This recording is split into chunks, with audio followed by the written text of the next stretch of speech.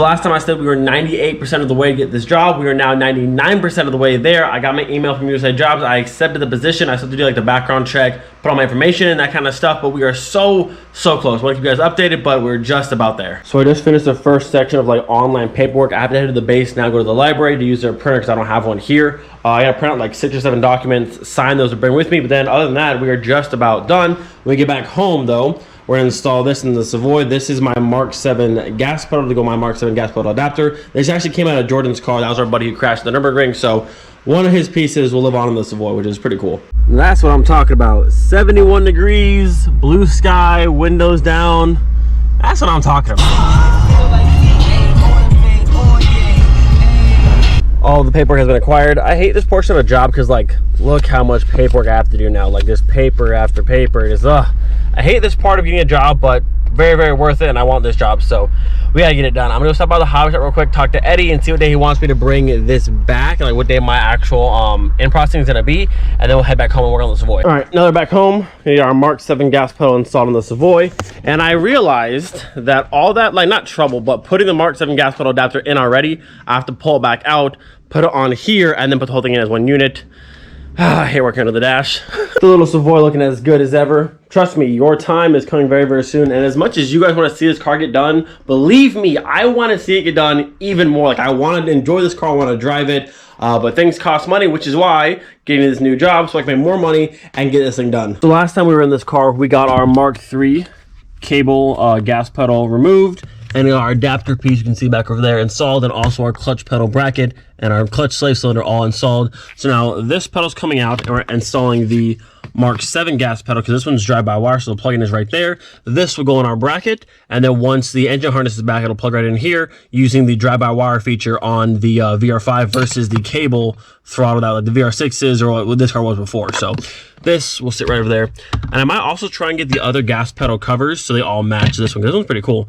These are, I think, Mark 5 GLI, or I can't remember where I got these from, honestly. But these ones are the Mark 7 are actually pretty cool. So a full set of those would be awesome to have. So what we need to do is get the bracket back there pulled out. It's 3 10mm, I want to say. Pull the entire thing out, get the adapter bracket fit to the gas pedal, and then the entire thing can go up as one unit. So with the 3 bolts removed, we can pull this out now. So there's our adapter piece. We'll get this and this as one. This guy's casually driving his big tractor through his yard. Just normal things. So looking at our gas pedal and our bracket a bit more closely now, this section right here, that little piece, is gonna go in and under that section right there and slide in between there.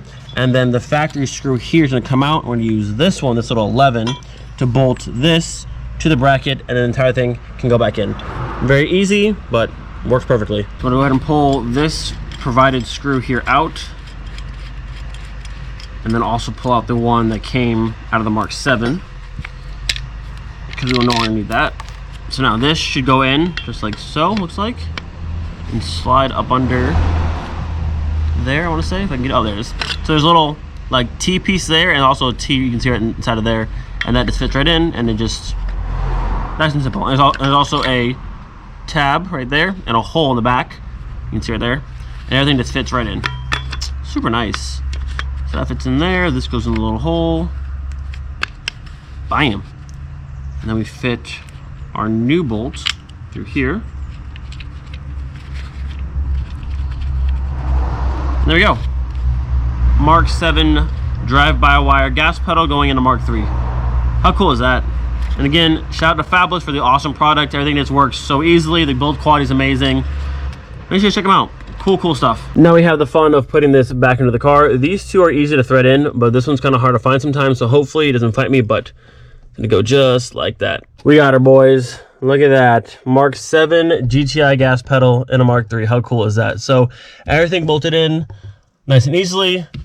Very sturdy, not going anywhere. The back bolt really didn't fight me too much, thankfully, so you can kind of see the positioning. Pretty much exactly where the factory pedal was. Maybe a little bit higher, but it looks good. Like I said, I want to get the other pedals from him to do this one so it all matches together, but that's pretty sick. Mark 7 pedal and a Mark 3. Very cool. At this point, the inside of the car is just about done. This whole section is good to go. We have our clutch pedal bracket and our clutch slave cylinder, like conversion kit, that's all done. Our Mark 7 pedals in, so this whole section is done. We still need to add the O2J shifter box, but I'm gonna rebuild the one I have first, so it's brand new, before we put it in. But I won't have to drill any holes because we have the Polo box now, which is a direct fit, so that's really cool. Other than that, I think I might pull this dash. I have this type of dash in this car. I don't want to put the bubble dash in Miley because Miley has a nice dimple dash, which is my favorite dash from Mark III. But since this car has this style dash, I might pull the bubble dash out of the Vento and put it in this car. To my knowledge, I don't know for sure if the Golfs or the GTIs ever came with the bubble dash like the early ones, but I think it'd be kind of cool to have a 92 Vento bubble dash in the Savoy. So I think I might swap this out later on or before. We'll have to see, because the bubble dash pieces won't fit in my car. Like I said, I don't want to swap my dash out because I prefer the one I have, but I think a bubble dash in the Savoy would be pretty cool. Little by little, we're getting there. Still a lot to do, but we have made a lot of progress so far, so we'll get done.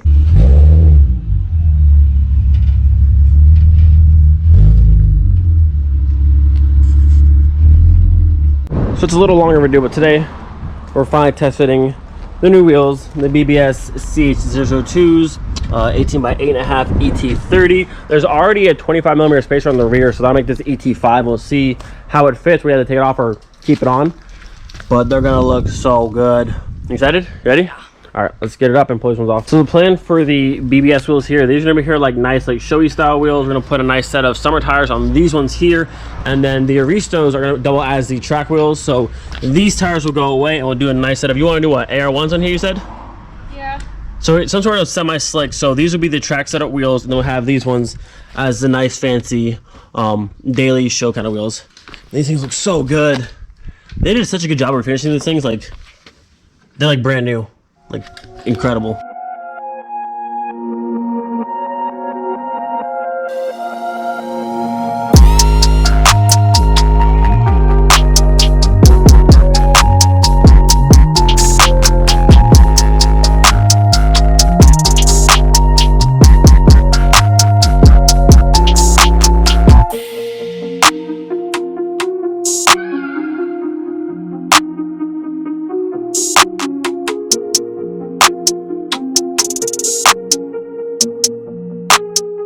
That does look really good. Those wheels just look good on like every single car. Now with the 25mm spacer, it's out a little tiny bit. We're not gonna be running a lot of camber in the rear of this car, but eventually this car will be on air as well. So we do want to go to air out and have it sit pretty nice. We might have to go a bit smaller though, just cause, once we put it on the ground, we'll see how it actually sits. Once it like kind of compresses a little bit, but we may need to go either to a 20 or a 15 or so, because right now it's this ET5, which is a bit much for a Mark IV, but obviously with some camera and a stretch start, it could work, but we want to try and keep it as flat as possible. They do look good though. They do look really good. So we'll go ahead and put it on the ground and see how it looks, then we'll go ahead and do the front as well and get a whole side. So now the car on the ground, it actually tucked up pretty nicely. So 18 by 8.5 ET5 actually works pretty well. We might have to go to a 20 if we need a little bit more, but the beauty of these wheels is we have a lot of room to go in, or if we need to go out any further, but these should work no problem. Now the next thing is to figure out what size tire. We're either thinking 205/40 for a little bit of stretch, or 215/35, one or the other, but these should work out nicely. They look so good, and I love the red center caps. It's a nice little touch. So we'll go ahead and do the front now and see how the front sits.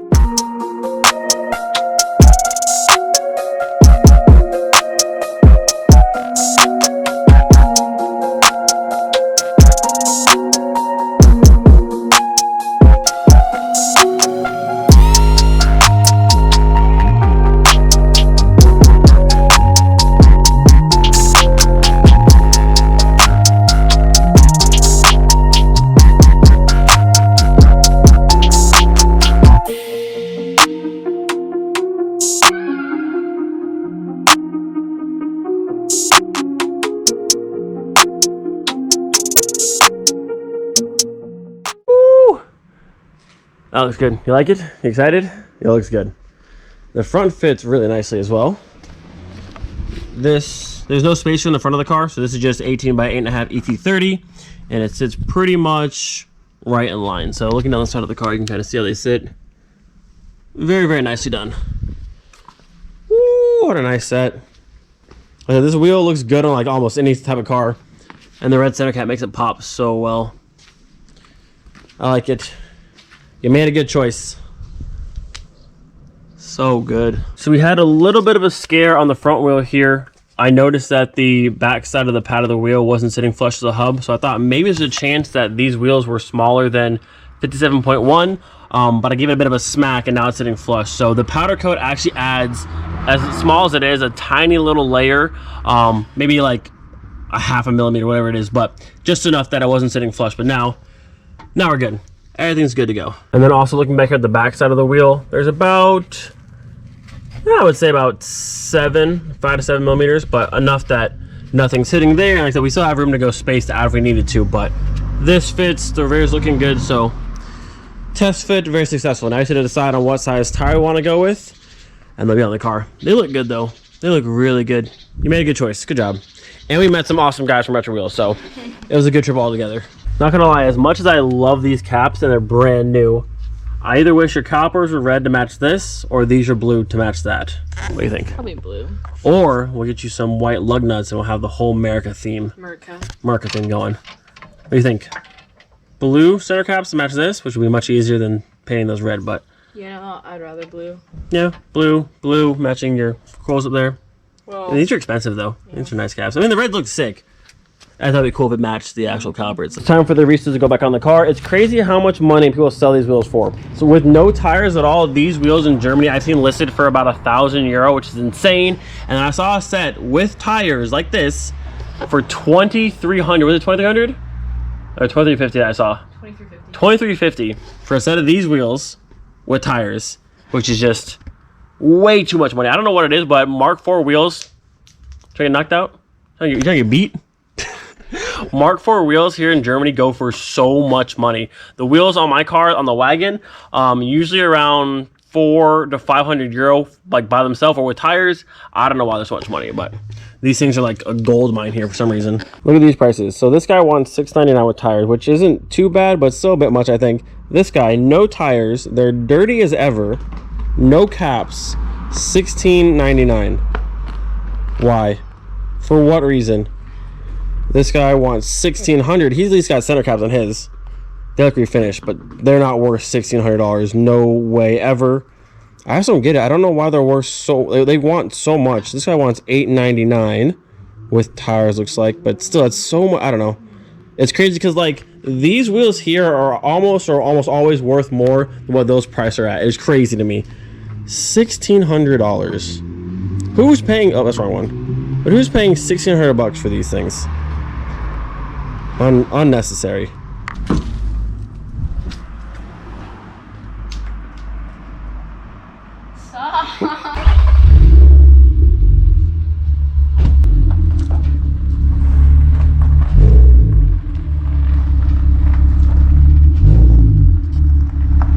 That's probably one of the best rainbows I've ever seen. It's actually a double rainbow, which is pretty cool. We haven't started the diesel in quite a while.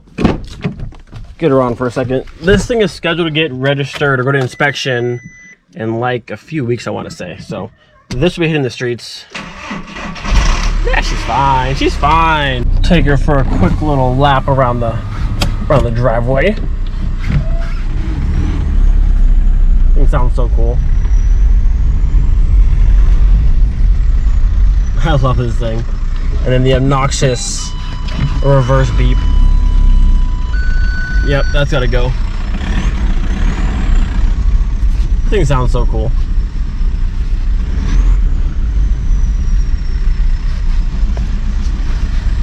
And back to her home.